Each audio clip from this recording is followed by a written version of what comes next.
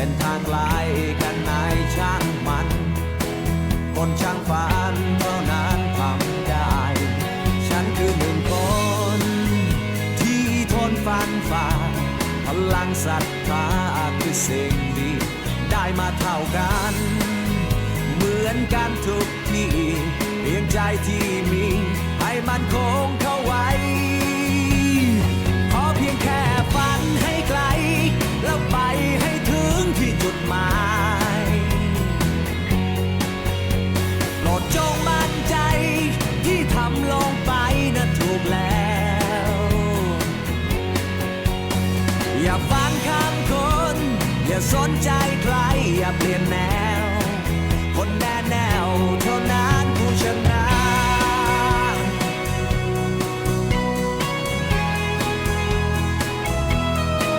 หากปัญหาเข้ามาทางตรงอย่าไปโหมให้จงผ่อนคลาย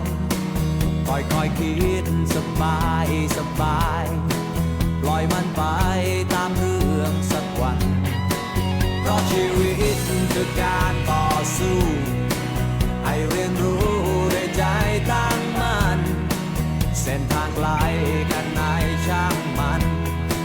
คนช่างฝันเท่านั้นทำได้แต่ฉันคือหนึ่งคนที่ทนฟันฝ่า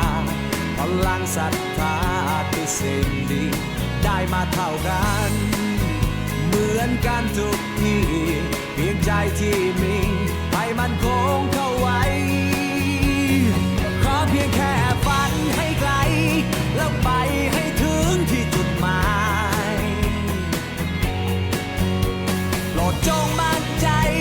ที่ทำลงไปนั้นถูกแล้วอย่าฟังคำคนอย่าสนใจใครอย่าเปลี่ยนแนวคนแน่แนวเท่านั้นผู้ชนะ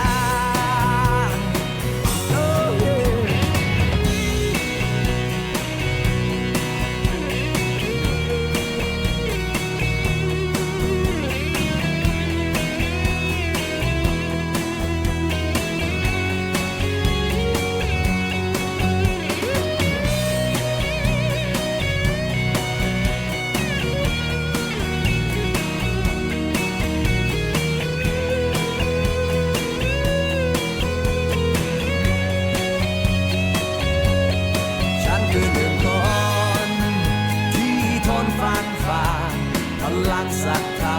คือสิ่งดีได้มาเท่ากันเหมือนกันทุกที่เพียงใจที่มีให้มันคงเข้า